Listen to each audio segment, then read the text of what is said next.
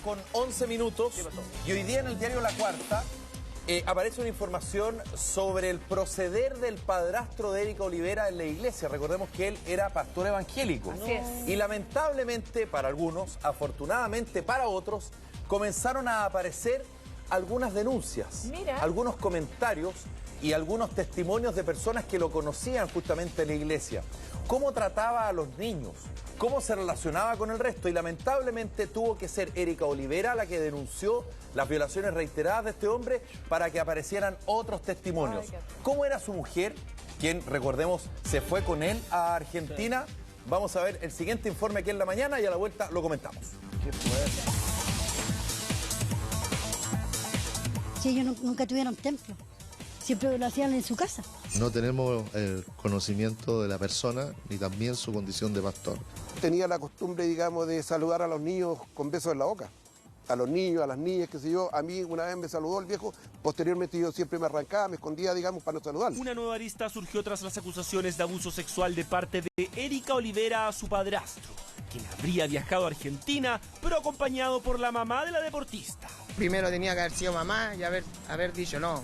Mi hija primero y después este caballero que es el pastor, porque era el pastor de la iglesia y tanta gente que lo seguía.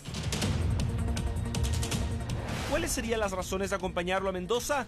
¿Una muestra clara de apoyo a Ricardo Olivera?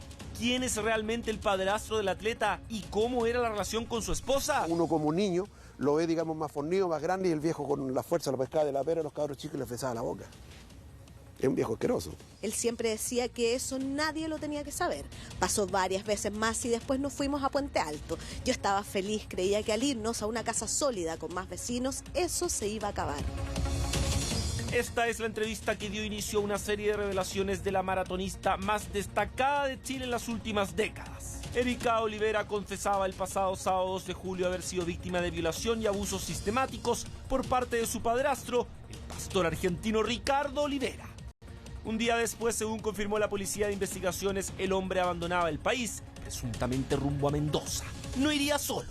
La mamá de Erika, Leonor de la Fuente Aranda, lo habría acompañado. Francisca conoció a ambos y en exclusiva para La Mañana se refiere a la relación de quienes criaron a Erika.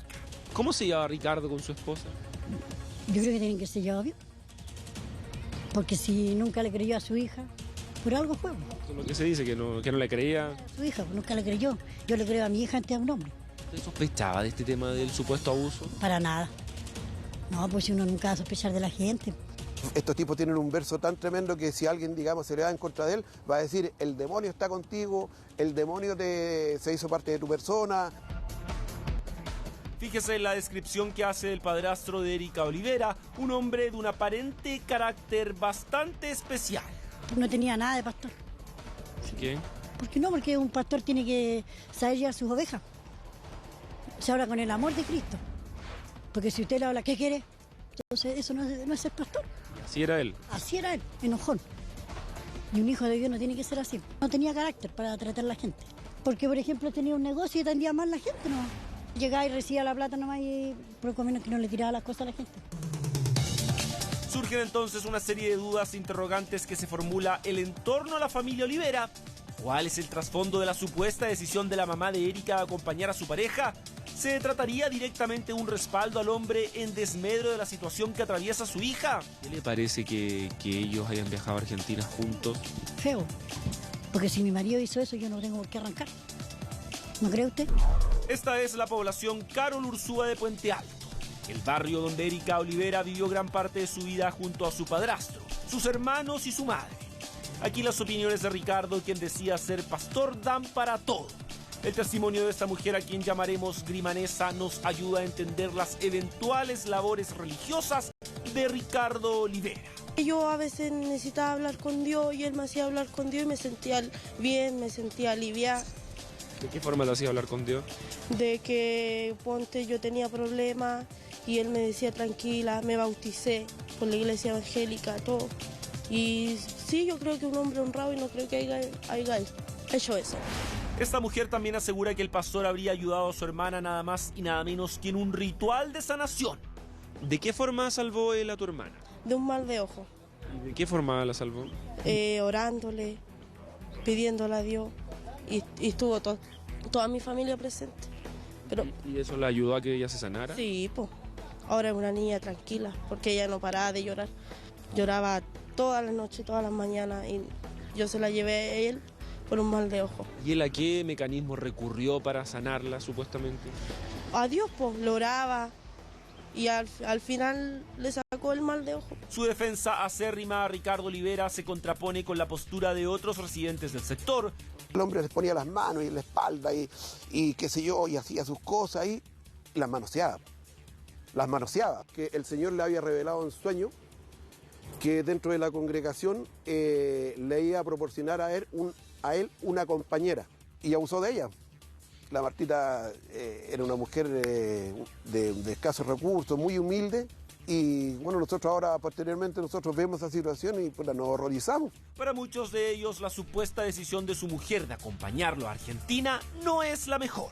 Mal me parece, mal, porque se supone que uno antes de ser mujer es mamá. Y si se supone que la hija les contó años atrás, ella debiera haber apoyado a su hija y no haber apoyado al hombre. Obviamente, si ya se supo todo y que realmente fue así, ella debería haber apoyado a su hija y no haber arrancado. Eso es lo que uno piensa como mamá. ¿Quién era realmente Ricardo Olivera Barraza? Este hombre vivió más de 20 años en este barrio de la comuna de Puente Alto, junto a su esposa Leonor y sus hijos. Aquí tenía un negocio, por eso a muchos les tocó interactuar con el pastor. ¿Cómo era el trato de él con la gente? Lo íbamos a comprar de repente, que tenían un kiosco y salía con mal humor de repente, salía mal. Que muchas veces le llamaba la atención la pastora. ¿La esposa le llamaba la atención? Sí. ¿Y cómo era la relación de él con la esposa? Bueno, aparentemente buenísimo, que nunca más yo lo vi discutir, nunca, como eran pastor tenían que cuidar su imagen, más dentro de lo que pasaba en su casa, no sé. Yo las veces que lo vi una persona bastante amable para contestar, era como asidua con la gente, hacía como que uno tenía buena llegada con él y no había problemas con él. Lo poco nada que vi a la señora, que también con ella se conversaba, porque ella también como fue parte de la junta de vecinos. ¿Se refiere a la esposa de él? Claro. ¿Y cómo era la relación de él con la esposa? Yo los veía como personas bien, un matrimonio normal, no lo vi nunca como algo raro que hubiera entre ellos. Pues. ¿No era ella muy sumisa con él, que le hiciera caso en todo? Bueno, la verdad que la señora no era así, porque como ella fue presidenta de la Junta de Vecinos de acá, entonces no era como una persona muy callada en todo caso. Sus fieles aseguran que siempre realizó sus ceremonias religiosas en su propia casa. Hacía tour en todas las iglesias y muchas veces el hombre le tomaba el pulso, digamos, a quien tenía un poquito más de recursos y decía, te voy a ir a visitar a tu casa. Nunca habría utilizado un templo, ni siquiera habría ocupado esta iglesia, ubicada a 2 cuadras de su casa. Sí, ellos nunca tuvieron templo. Si ahí vivía él, pues nunca tuvo un letrero. Si quiero, le puedo decir que era pastor. Ellos se proclamaron pastores, pero ellos no tenían ningún pastor superior que a ellos los dirigiera. Todos los viernes predicaba acá en esta misma casa, solamente los viernes en la noche. Efectivamente, Ricardo no sería reconocido por sus pares como pastor. Esto lo confirma el presidente de la comunidad evangélica, Emiliano Soto, quien dice nunca haber escuchado de él. No tenemos el conocimiento de la persona ni también su condición de pastor. Desconocemos absolutamente su origen y desconocemos también si acaso él tenía una iglesia institucionalizada, una iglesia ordenada, lo que hasta el momento nos llega de información que era muy posible que hiciera reuniones en su casa con un grupo familiar, tal vez un poco más amplio, pero que no tenía una congregación definitivamente como iglesia. ¿Puede entonces haber infringido los preceptos del credo evangélico? Puede que exista un inicio en formación de una congregación. Ahora, eso se da a veces dentro del proceso de crecimiento de una iglesia. Las iglesias, para constituirse legalmente, necesitan un domicilio conocido y una sede. Y a veces se da una sede de una casa para poder iniciarse. Pero no es normal que una iglesia funcione en una casa.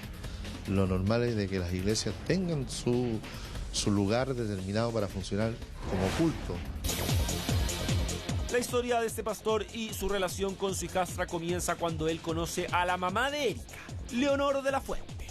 Desde ese momento y mientras vivían humildemente en un campamento en la comuna de Puente Alto, que la atleta los indica a él como responsable de una serie de abusos. Debo haber tenido 5 años la primera vez que me abusó en el campamento. Él empezó mostrándomelo como un juego, con caricias, y después fue avanzando. Esa primera vez no entendí lo que pasó. Era una niña, no cachaba nada. Él siempre decía que eso nadie lo tenía que saber. Con el verso que tenía, tapaba cualquier, sospecha que alguien tuviera, de su actuar. Siempre pensé hacerlo una vez terminada mi carrera como deportista. ¿Y por qué terminaba mi carrera como deportista? Simplemente para entregar el mensaje y decir que a pesar de las cosas horribles que nos puedan pasar en la vida, siempre hay una salida, siempre hay una luz que nos puede guiar. A esto se sumaban los duros castigos que el pastor habría impuesto durante su niñez a ella y a sus hermanos. Daba vueltas a la población repitiéndome: no quiero vivir aquí, no quiero vivir aquí. Para ir a una carrera o salir a un entrenamiento tenía que aceptar lo que él decía. ¿Quieres esto? Sabes lo que tienes que hacer. Una imagen distinta es la que mostraba en su entorno. Pero al estar tras las paredes de la casa en que vivían, según Erika y sus cercanos, todo cambiaría. Según Samuel, hermano de Erika, el mal carácter de su padrastro era pan de cada día.